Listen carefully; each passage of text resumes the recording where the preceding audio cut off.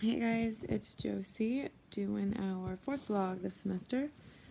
Let's jump into these questions.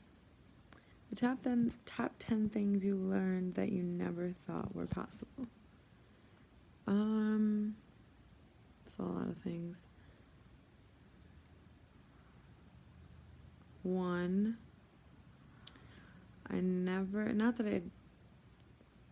I guess I learned it, but it's something I thought I would never do nor want to do.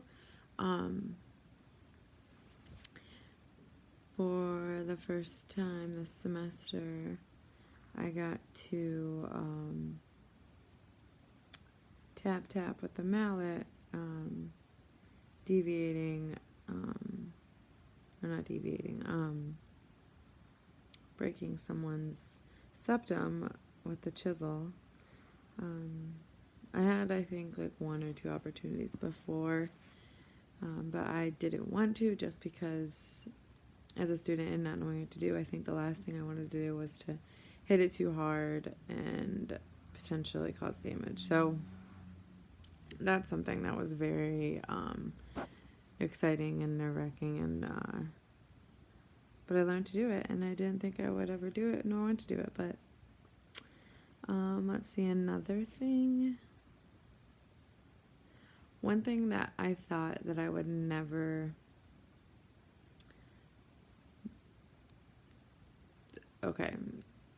you learned that I never thought were possible and didn't think it was impossible, but something that I wasn't going to do often is, I guess, ortho cases. I didn't ever think that I would get a grasp on it. I never thought that I would be able to understand, they're doing this part with this set from, this certain make, like if it's from Synthes, or, I still don't really know all of it, but like after some repetition, like I knew that, like if we were doing a podiatry case, that we'd use the gastroc set and the Synthes, 4.0 cannulated or non-cannulated, or so. I never thought that I would ever understand at all the differences between these, and after working in ortho at the surgery center, I definitely have kind of gotten a grasp. In no means am I able to understand 100%, or sometimes I'm still like, I have no idea what even set this is, what are we even using it for. Sometimes they'll have to tell me this set is used for the osteotomy, and then this one is used for this part, and I'm just like way over my head, like I don't even know what they're talking about. But there are some times where I was like, hey, I know exactly what they need, what it looks like, and I was able to do it. So that was really, really exciting to be able to do that. And that just happened like the last like month and a half. So it was a pretty cool thing to be able to do. Another thing that I learned that I never thought was possible. It's really hard because I'm not someone who really thinks things are impossible. I think that if you do something and you have the will to do it and you work hard, you'll be able to do it. But there were some challenging things, like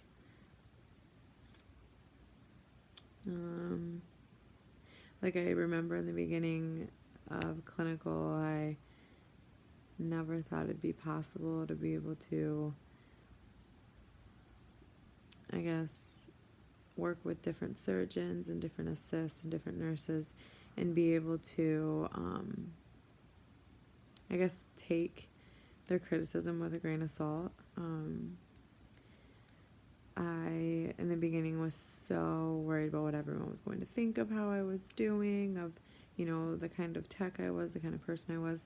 And that really doesn't matter. As long as you are trying hard and you are doing what you're supposed to be doing, and you show up and you're being a good person. And, I think those are the main things that will help you, will propel you into success. And I mean, if you're going to sit there and, you know, be upset about the surgeon yelling at you for passing the instrument wrong, you're going to have a rough day. And in the beginning, I think the first like 2 weeks I was really nervous. And then after that, I said, you know what, I'm not going to be able to succeed unless I kind of just roll in every day with, you know, a clean slate and just rolling with the punches. So that's something that in the beginning I was very nervous about. But I mean, now if I do something wrong, I'm like, okay, live and learn. Now I won't ever do it again. So that's another thing.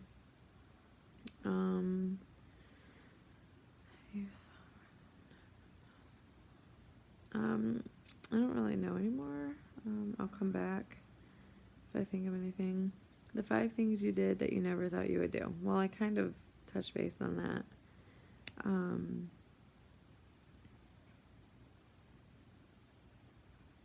Let's see.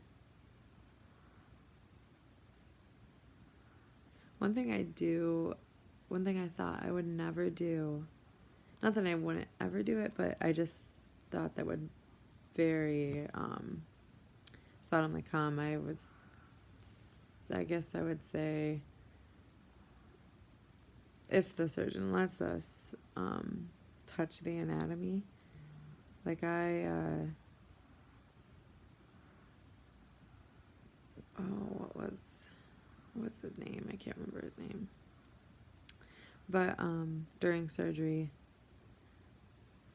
Dr. Shapansky, I think, podiatrist, he is awesome about, if you ask questions about the anatomy, he is awesome to tell you about it and let you even touch it. So, I mean, my fingers were like wrapped underneath the bone and in the tendon and touching all the muscles. And I mean, that is something I really thought that would never happen, just because, you know, they try as hard as possible to not, you know, touch the wound at all. So, unless they're using instruments. So, I mean, in that room, I think I touched every single patient. And so, I mean, it was really, really cool to be able to touch the anatomy. Like, even in, like ENT, you know, they're really cool about letting us, you know, when they take out the specimen, you know, playing with this, or letting us even, like, look into the microscope and see things. Like, I just never thought that that's something that I would be able to do. And so it's really cool, the things you get to learn. I mean, and I don't know if it's just because I'm a student. I'm guessing that might have something to do with it, but I mean, being able to see the anatomy other than just what we see from our point of view is really cool. The one thing you are most proud of yourself for. Oh.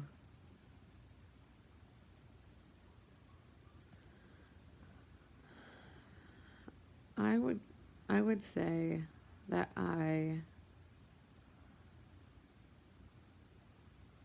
mean, I'm very, very proud of myself for being able to remember all of the things that I was taught.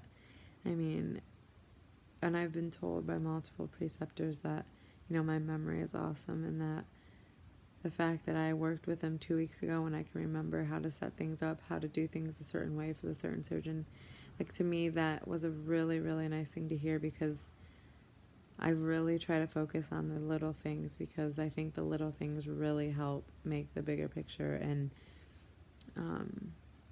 so I'm really happy and proud of myself for being able to recognize the differences and the surgeries and the certain specialties and the doctors, and being able to remember, you know, what goes where, and that they use this with this. And it's really not easy, because there's a lot of little things, but I am very proud of myself for being able to do that. And I'm just, yeah.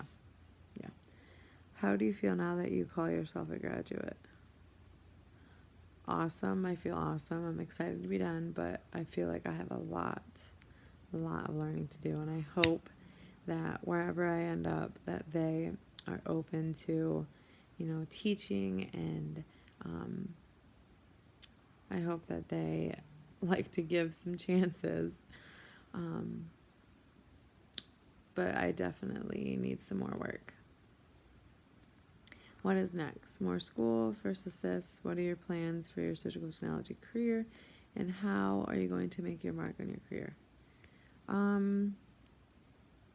So getting a CST job, and I definitely want to get comfortable and situated there, and just begin to learn more. I mean, things are going to be a lot different once we're an actual tech, and so I'm just ready to learn things at a more fast pace, kind of being able to take the reins myself.